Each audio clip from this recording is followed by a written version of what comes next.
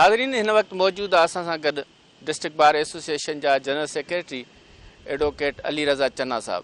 साईं जिन खां वीचार वठंदासीं शहर में जेके बदअमनी थिए पई या ॾोह थियनि पिया ऐं उन हवाले सां ताज़ो ई इन्हनि जे वकील खां फुर थी उन्हनि जी वीडियो सोशल मीडिया ते वायरल थी तमामु घणी।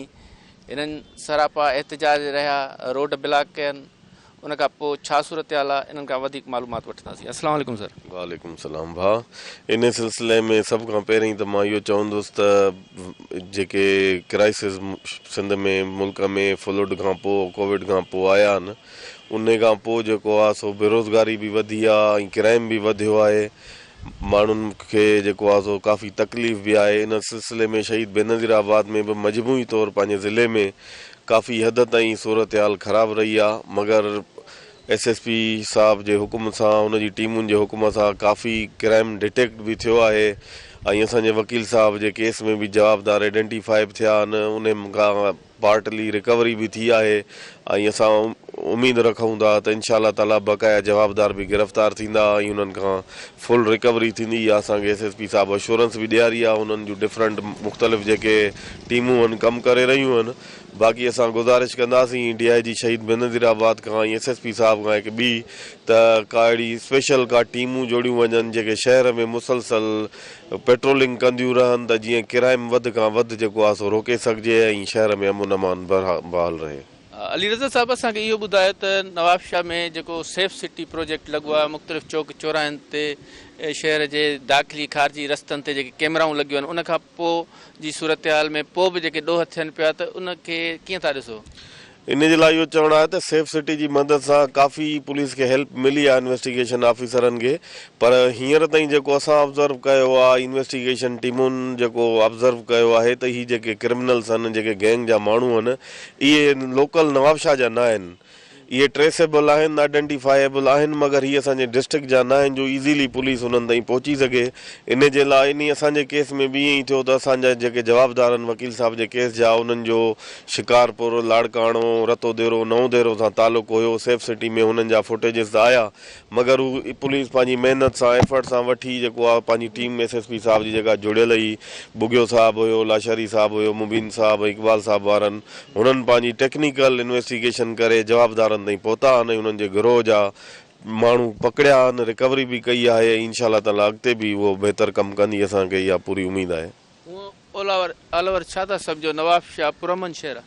बिल्कुलु नवाबशाह माज़ी में तमामु पुरअमन शहर रहियो आहे ऐं हींअर बि अल्हम्दुलिल्लाह पुरअमन ई आहे, पर कुझु जेके गैंग जा माण्हू आहिनि जेके ॿाहिरिनि ज़िलनि खां अची क्राइम कनि था उन जे करे थोरो हालात डिस्टर्ब आहिनि ऐं जेके क्रिमिनल्स आहिनि गैंग जा माण्हू आहिनि वॾे टेक्निकल तरीक़े सां वारदातूं कनि था ऐं काफ़ी हद ताईं जेके आहिनि ते हू पंहिंजा निशान जेके पहुचण ताईं छॾनि नथा। टेक्निकल क्राइम थी वियो आहे, अॼुकल्ह माण्हू बि टेक्निकल थी विया आहिनि, मगर उन जे बावजूद बि पुलिस पंहिंजो CDRूं कढाए लोकेटर हणाए SSP साहब जे हुकुम सां काफ़ी हद ताईं माण्हुनि खे ट्रेस कयो आहे। इंशा अल्लाह ताला उहो अॻिते बि शहर जी बहितरी लाइ कमु कंदा रहंदा।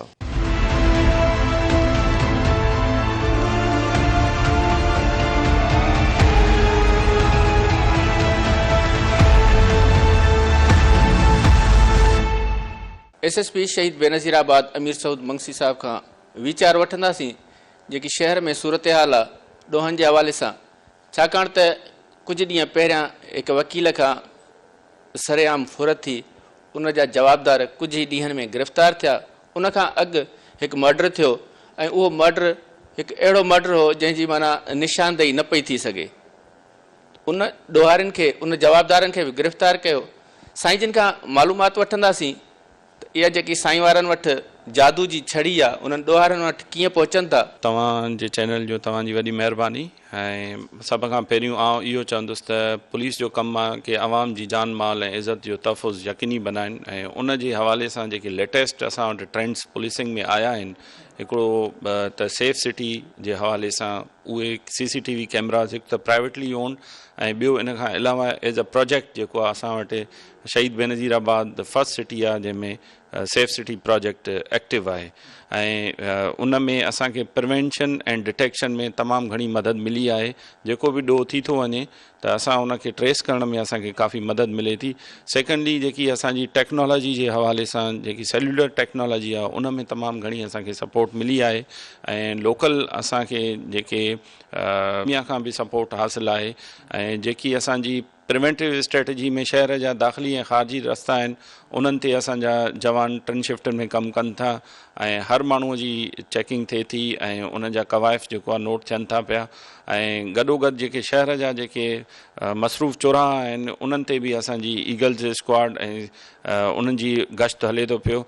त जेको तरीक़ो आहे असांजो कि हिकु त क्राइम थिए कोन, प्रिवेंशन एॾो क्राइम खे सवलो थियणु न ॾियूं ऐं इन खां अलावा जॾहिं क्राइम थी थो वञे त पोइ मुख़्तलिफ़ टीमूं टेक्निकल टीमूं ऐं ह्यूमन रिसोर्स टीमूं इहे गॾिजी कमु कनि त जीअं जल्द अज़ जल्द जेको क्राइम आहे उहो ट्रेस थिए ऐं मुतलका माण्हू खे रिलीफ मिले। जिन ॿिनि इंसिडेंट्स जी अवां ॻाल्हि कई उन में बिल्कुलु ईअं ई थियो त थोरी सनसनी ज़रूरु सोशल मीडिया जो ज़मानो आहे, कुझु माण्हुनि खे पुलिस खां शिकायत बि आहे, कुझु वरी ज़हनी तौर ते बि अहिड़ा आहिनि जेके प्रोफेशनल न आहिनि, मज़ूर आहिनि या प्रोफेशनल आहिनि। पोइ कोई बि इंसिडेंट थिए थो उनखे तमामु घणी लॉ एंड ऑर्डर सिचुएशन ऐं वाविला तमामु घणी सोशल मीडिया ते ऐं कोशिशि इहा थी कई वञे त पुलिस खे पंहिंजी लॉ एनफोर्समेंट एजेंसीज़ खे डीमोरलाइज़ कयूं त जीअं उहो कमु न करे सघनि। दिस इज़ वेरी अनफॉर्चुनेट छो जो जेसीं ताईं असां जेको मुदई आहे ऐं पुलिस मुतलका इदारो जिन खां रिलीफ मिलणो आहे, जिन खां माण्हू अक्यूज़ अरेस्ट थियणा आहिनि ऐं कोर्ट में चालान थियणा आहिनि, उन्हनि खे सज़ा ॾियाराइणी आहे, हिकिड़ो कंप्लीट कानून में प्रोसीजर लिखियलु आहे जेके असांखे फॉलो करिणो आहे। उन जे लाइ ट्रस्ट जेको आहे हुजणु तमामु ज़रूरी आहे। बट अनफॉर्चुनेट आहे समटाइम्स तव्हां ॾिसंदा हूंदो जेके जिन खे मां चवंदो आहियां त उहे अताई सहाफ़ी बि आहिनि जिन खे न को लोगो आहे न को चैनल आहे, उहे फ़ौरन उन्हनि खे कमेंट्री शुरू करे छॾींदा आहिनि भई ॾोह थियो आहे, ॾोह खे रोकणु पुलिस जो कमु आहे, जे ॾोह थी वियो आहे त उनखे ट्रेस करण बि पुलिस जो कमु आहे। हिन वक़्त ताईं आउं इहो चवंदुसि त असां वटि जेके बि इंसिडेंट्स थिया आहिनि कोई हिकिड़ो बि इंसिडेंट अहिड़ो न आहे जिन खे पुलिस जेको आहे ट्रेस न कयो हुजे। 5 सिज लॻी था वञनि ऐं असांजी महिनत नियत इहा ई आहे त असांजी शहरनि खे तहफ़ुज़ ॾिनो वञे, पुलिस जी नेकनामी हुजे ऐं जेको अवाम ऐं पुलिस जे दरमियान को वैक्यूम आहे त उनखे घटि खां घटि कयो वञे ऐं अल्हम्दुलिल्लाह उन में जेके प्रोफेशनल असांजा सहाफ़ी आहिनि, मीडिया वारा आहिनि, जेके ताज़ तंज़ीमूं आहिनि, इन्हनि सभिनी जो असां सां सहकार रहंदो आहे ऐं शहरनि जो एतमाद हमेशह आहे जो अल्हम्दुलिल्लाह अॼु ताईं मूंखे तक़रीबन हिते 2 साल थिया आहिनि, not even a single day को हिकिड़ो ॾींहुं बि स्ट्राइक तव्हां न ॾिठी हूंदी कंहिं बि अहिड़ी कम्यूनिटी जी पुलिस या इदारनि जे ख़िलाफ़ु हुजे। त इन सां इहो ई आहे त जेको असांजो कॉन्फिडेंस आहे, जेको हिक ॿिए सां ताउन आहे, उहो मिसाली आहे। अञा हिन में काफ़ी कमु करण जी ज़रूरत आहे जंहिंमें आउं सम्झां थो त इनशाअल्लाह असां गॾिजी कमु कंदासीं, अञा गश्त खे वधाईंदासीं, असां पंहिंजी 1-5 मददगार खे अञा स्ट्रेंथन कंदासीं ऐं जेको असांजो मोटो आहे कि अवाम जी जान माल ऐं इज़त जो तहफ़ुज़ आहे उनखे यकीनी बणाइणु, उहो ज़रूरु यकीनी बणाईंदासीं। मीर साहिबु असांखे इहो ॿुधायो जेके ॾोह थियनि पिया त उन में जेके जवाबदार गिरफ़्तार तव्हां कयो था त छा था सम्झो उहो जेके आहिनि प्रोफेशनल ॾोहारी आहिनि या हीअ जेकी महांगाई थी आहे, बुख बदहाली थी आहे, इन जे करे जेके लाचार माण्हू आहिनि उहे निकिरी पिया आहिनि? सभ खां पहिरियों आउं चवंदुसि त इन में 3 कैटेगरीज़ जा जेके मुलज़मान हूंदा आहिनि। नंबर 1 उहे मुलज़िम हूंदा आहिनि जेके रिपीट ऑफेंडर्स हूंदा आहिनि, उन्हनि खे कोशिशि असांजी इहा हूंदी आहे त सेक्शन 75 लॻायूं त उनजी सज़ा वधीक हूंदी आहे ऐं रिपीट ऑफेंडर्स जो जेको प्रोसीजर आहे जंहिंमें शनाख़्त परेड आहे, जंहिंमें 164 जो बयानु आहे, उन में प्रैक्टिकली असां वटि इशूज़ ज़रूरु आहिनि लेकिन असां हिमथाईंदा आहियूं त घटि में घटि जेके रिपीट ऑफेंडर्स आहिनि, जेलनि खां निकिरनि था, उहे ॿाहिरि निकिरी करे नमाज़ूं कोन था पढ़नि, उहे वरी उहे ई ॾोह कनि था पिया। त उन्हनि जे लाइ असांजे अवाम खे आॾो अचिणो पवंदो। का बाइक कंहिंजी चोरी थिए थी त जेकॾहिं उनजे पोयों असां वञूं था त या त उन में नंढा ॿार साम्हूं अचनि था, उन्हनि जे पोयों हिडन हैंड्स आहिनि, वरी उहे पोइ ते तफ़्तीश कयूं था त उहा जेकी मोटरसाइकिल चोरी थिए थी उनखे चोरी कराइण वारो हिकिड़ो गैंग हूंदो, अॻिते उहे ॿार हूंदा, पोइ उन्हनि खां पोइ उहा वरी जॾहिं डिस्पोज ऑफ थिए थी पुर्ज़नि में त उनजो वरी रिकवरी असांजे लाइ वॾो इशू थो थिए। त उन में जॾहिं रिकवरी जेकॾहिं असां पकिड़े बि, जीअं हाणे असां रिसेंटली 13 मोटरसाइकिलूं सकरन में रिकवर करायूंसीं। 7 मोटरसाइकिलियूं असांजूं ए सेक्शन में रिकवर्ड आहिनि, लेकिन मालिक ज़ोर लॻाइनि था त इहे असांखे ईअं मिली वञनि। FIR कराइण जे लाइ कोर्ट जो प्रोसीजर करण जे लाइ को तयारु न आहे, त उन कैटेगरी में रिपीट ऑफेंडर्स खे तमामु घणो फ़ाइदो थो थिए, जल्दी बेल आउट था थी वञनि। नंढा ॿार जेके आहिनि उहे त कंहिं प्रोसीजर में ई नथा अचनि, उन्हनि खे त कोर्ट्स एक्सेप्ट ई नथियूं कनि। ऐं इन खां अलावा जेके कुझु वरी अहिड़ा माण्हू आहिनि जेके तव्हांजे सवाल जे हिसाब सां जेके नवां जेके आहिनि इन में अचनि था पिया, उहे ॾोहनि में अचनि था, उहे वरी नशे जा आदी आहिनि। उन्हनि जो जॾहिं असां ट्रेस आउट कंदासीं त को उन में को पान खाईंदो हूंदो, को शराब पीअंदो हूंदो, को आइस कंदो हूंदो, जेके स्टूडेंट टीनेजर्स लेवल आहे उन्हनि ते वरी असांजो जेको आहे फोकस हूंदो आहे त उन्हनि खे असां अहिड़े तरीक़े सां उन्हनि खे ठीकु कयूं, अहिड़ो प्रोसीजर अपनायूं त जीअं उहे राह रास्ते अची वञनि, छो जो उहे फस्ट टाइम ऑफेंडर्स आहिनि। ऐं कोशिशि इहा ई हूंदी आहे त उन्हनि खे असां पंहिंजे प्रोसीजर खां उन्हनि खे ठीकु कयूं, बजाए हिन जे जो वधीक उन्हनि खे क्रिमिनलाइज़ कयूं त उहो आदि हिकिड़ो मुजरिम थी वञनि, उन्हनि खे कंहिं तरीक़े सां उन्हनि खे सेट कयूं। कुझु अहिड़ा हूंदा आहिनि जेके ॿाहिरों माण्हू अचनि था पिया, जीअं टीं कैटेगरी इहा आहे त जेके ॿाहिरों माण्हू अचनि था, सेटल थियनि था, हिते उन्हनि खे लोकल्स जेके आहिनि उहे किराए जूं जॻहियूं वठी था ॾियनि ऐं पुलिस में रजिस्ट्रेशन नथा कराइनि। असांखे हूअं कानून असांजो आहे टेनेंट्स एक्ट आहे, जेकॾहिं टेनेंसी एक्ट में को पुलिस जॻह कंहिंखे किराए ते ॾिए थो, उहो जेकॾहिं मुतलका पुलिस खे नथो ॿुधाए त उनजे मथां FIR थी सघे थी।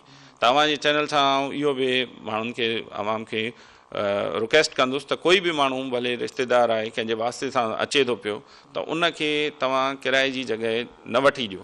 हाणे जेको वकीलनि वारो 30 लख स्नैच थी विदिन 1 वीक असांजी पुलिस जेको आहे सुठो कमु कयो, उहे रिकवरी कराईसीं। उन में ॿाहिरियों माण्हू जेको आहे, ॿिए शहर जो माण्हू, अपर सिंध जो माण्हू, हिते लोकल उन्हनि जॻह उन्हनि खे किराए ते वठी ॾिनी, जेको हितां वरी ॿिए ॾोहारनि सां अपर सिंध में ॻाल्हाए पियो त तव्हां अचो, मां हिते कमु ताड़ियो आहे, 25-30 लखनि जो कमु आहे। उन्हनि जो वॉइस नोट असां वटि पियो आहे, त उनखे जॾहिं पकड़ियोसीं त हू चवे पियो आउं तगारी कंदो आहियां, आउं ग़रीब आहियां, आउं कुझु बि न। पर जॾहिं उन जी मोबाइल मां उनखे ॿुधायोसीं त हे 25 लखनि जी तूं ॻाल्हि थो करे, त उते हू लाजवाब थी वियो। त ही शातिर क्रिमिनल जेके आहिनि, इन्हनि खे महिरबानी करे लोकल्स खे इहा रिक्वेस्ट हूंदी त जॻहियूं वठी न ॾियो। हिते तव्हां जॻहियूं वठी ॾींदव, अॻे ई सैलाब आयो आहे, माण्हू डिस्प्लेस्ड आहिनि, कुझु अचनि था माण्हू जेके डिस्प्लेस थिया आहिनि, उन्हनि खे माण्हू रहम खाई या उनखे फैसिलिटेट करण जे हवाले सां, रोज़गार जे हवाले सां जॻहियूं वठी था ॾियनि। ॾींहं जो त मज़दूरियूं था कनि, पोइ राति जो जॾहिं उन्हनि खे चांस मिले थो त उहो गैंग ठाहे कंहिंजो न कंहिंजो नुक़सानु कनि था। महिरबानी करे पुलिस खे इतलाह ॾियो ऐं काई बि अहिड़ी शइ हुजे उन्हनि में उन्हनि खे फैसिलिटेट न करणु घुरिजे। त 3 कैटेगरीज़ जेको तव्हांजो सुवालु हुयो असां वटि आहिनि। रिपीट ऑफेंडर्स आहिनि, जेके जुवेनाइल जेके नंढा ॿार आहिनि, ऐं नवां जेके टीनेजर्स आहिनि उहे आहिनि। ऐं 3 कैटेगरी आहे उहा आहे जेकी ॿियनि शहरनि खां अची करे असां वटि सेटल थियनि था, हफ़्तो 10 ॾींहं महीनो खनि रेकी कनि था, पोइ प्रॉपर प्लानिंग सां गैंग ठाहे कुझु माण्हू ॿाहिरों घुराइनि था, पोइ उहे अची करे क्राइम कनि था, पोइ वरी ईअं नोगो एरिया में गाइब था थी वञनि। हीअ बि जेके असां जेके माण्हू पकिड़े आयासीं, इहे बि सभु असांजा जेके आहिनि उहे कच्चे मां अपर सिंध मां असां पकिड़े आयासीं। ऐं उन में असांजी टीम वॾी हिमत कई, जिते लोकल पुलिस उतां जी कोन वेंदी आहे उन एरिया में, हितां जी पुलिस उहे टीमूं वयूं, उते उन्हनि खे अरेस्ट करे आया ऐं जेको सामान वियो उहो बि उन्हनि खे रिकवर कराए ॾिनोसीं। सर, लास्ट में तव्हांखां इहो पुछंदासीं त ताज़ो ई IG सिंध पुलिस पारां बयानु जारी कयो आहे, नोटिस निकितो आहे त पुलिस एहलकार ऑन द ड्यूटी स्मार्टफोन इस्तेमालु न कंदा। ऐं उनखां अलावा काफ़ी अहिड़ा एहलकार बि ॾिठा आहिनि असां, जिन जी जेके बाइकूं आहिनि उहे बग़ैर नंबर प्लेट आहिनि, ऐं कुझु अहिड़ा पुलिस एहलकार आहिनि जेके नशे जा आदी आहिनि। त इन हवाले सां तव्हां इन सॼी सूरत हाल खे पंहिंजे पुलिस एहलकारनि जे लाइ कुझु सोचियो आहे सर? बिल्कुलु, असां IG साहिबु सिंध गुलाम नबी मेमण साहिबु ज़बरदस्त जेको आहे सो ऑर्डर जारी कयो आहे ऐं उन्हनि खे मनो असां इम्प्लीमेंट बि कयूं था त जेके स्मार्टफोन आहे गार्ड जी सिक्योरिटी जी उहो तॾहिं उहो कारआमद आहे जॾहिं उहो उनजो अटेंशन सिक्योरिटी ॾे हुजे। जेकॾहिं अलर्ट हूंदो त कम जो आहे, अलर्ट न हूंदो मोबाइल सां वेठो हूंदो त पोइ उहो कंहिं कम जो कोन्हे। त असां इहा भरपूर कोशिशि कयूं था पिया। इन में ज़ाहिर आहे कुझु इशूज़ आहिनि, कुझु माण्हू आदी आहिनि, पर कोशिशि इहा ई आहे त इहो कमु न थिए, छो जो हिन वक़्तु थ्रेट लेवल तमामु घणो आहे, फॉरेनर्स खे थ्रेट आहे ऐं इन खां अलावा जेके इंस्टॉलेशन्स आहिनि उन्हनि खे थ्रेट आहे। सब नेशनलिस्ट हमेशह कोशिशि कंदा आहिनि ऐं जेके दहशतगर्द तंज़ीमूं आहिनि तव्हां ॾिठो कराची वाक़ियो थी वियो ऐं इन हवाले सां असांखे अलर्ट रहण जो हुकुम आहे। पंहिंजी असां 100 माण्हुनि जी 100 ऑफिसर्स जी QRF ठाही आहे जेके यंग ऑफिसर्स आहिनि, चइनि गाॾियुनि में अवेलेबल आहिनि। कहिड़ी बि इवेंचुअलिटी खे मुंहुं ॾियण जे लाइ उहे अवेलेबल हूंदा। इन में 2-3 शयूं करण जी ज़रूरत आहे त जेकी असां पंहिंजी नफ़री खे पंहिंजे फॉलन्स में गैदरिंग्स में ॿुधायूं बि था त तव्हांखे इहा शइ न करणी आहे। हिकु त जेको ऑपरेशन हले थो पियो उन जी लाइव जेको आहे सो रिकॉर्डिंग न थिए, छो जो दहशतगर्द उन्हनि शयुनि खे ॾिसनि था, पोइ उहे जेके शयूं उन्हनि खे फ़ाइदेमंद उन्हनि खे थियूं थियनि। असांजी कॉन्स्टेबलरी खे, कॉन्स्टेबल्स खे, हर कंहिंखे मोबाइल खणी रिकॉर्डिंग करण जी ज़रूरत न आहे। लाइव ऑपरेशन हले थो पियो, उन जो हिकिड़ो तरीक़ो आहे। पंहिंजी सिक्योरिटी बि इंश्योर करणी आहे, पंहिंजे जेके आम आवाम आहे उन्हनि जी बि इंश्योर करणी आहे। उन्हनि खे बि रिक्वेस्ट हूंदी जिते को ऑपरेशन या इंसिडेंट थिए थो त मोबाइल कढी तव्हां रिकॉर्डिंग न कयो। हिकु त नुक़सानु इहो थो थिए त तव्हां पाण थ्रेट जेको आहे सो एक्सेप्ट था कयो, माण्हू तव्हांखे हिट करे था सघनि। ऐं जेके ॿिया मीडिया जा बि दोस्त हूंदा आहिनि उन्हनि खे बि इहा ई रिक्वेस्ट हूंदी त सेफ डिस्टेंस ते तव्हां वञो, जिते कंसर्न्ड ऑफिसर तव्हांखे उन टाइम ते ब्रीफ कंदो। जॾहिं बि ऑपरेशन एंड थींदो त डीब्रीफ ज़रूरु थींदो। उन में उन ऑपरेशन जे दौरान लाइव रिकॉर्डिंग पंहिंजो पाण खे बि ख़तरे में विझणु ऐं सेम असांजी कॉन्स्टेबलरी खे बि इहा ई मां इंस्ट्रक्शन्स ॾिनियूं आहिनि त तव्हां किथे बि स्मार्ट फ़ोन ड्यूटी दौरान यूज़ न कंदव, कंहिं बि ऑपरेशन जी लाइव रिकॉर्डिंग न कंदव। जीअं असांजी QRF आहे उहा वेंदी त उहो मोबाइल फ़ोन्स जमा थींदियूं, पोइ उहा QRF मूव थींदी। त इनशाला जेके IG साहब जा ऑर्डर्स आहिनि उनखे मनो आहिनि इनशाला इम्प्लीमेंट कयो वेंदो।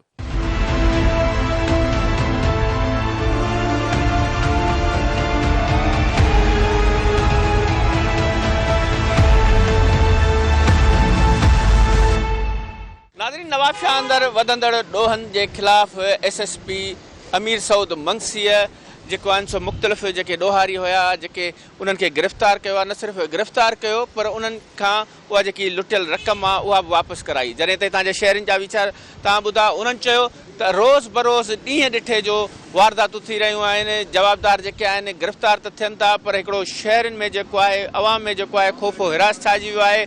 शहर खे सेफ सिटी त बणायो वियो आहे पर अञा ताईं ॾोहनि खे मुकमल तरह सां महफ़ूज़ न कयो आहे। ॾोहारियुनि खां हिननि आला इख़्तियारनि खां घुर कई आहे त जल्द अज़ जल्द असांजो जेको आहे शहर खे महफ़ूज़ बणायो वञे ऐं जेके ॾोहनि ते आहे कंट्रोल कयो वञे। नाज़रीन, ॾींदा इजाज़त, वरी कंहिं ॿिए प्रोग्राम में मिलंदासीं। तेसीं ताईं लाइ इजाज़त ॾींदा। अल्लाह वाई।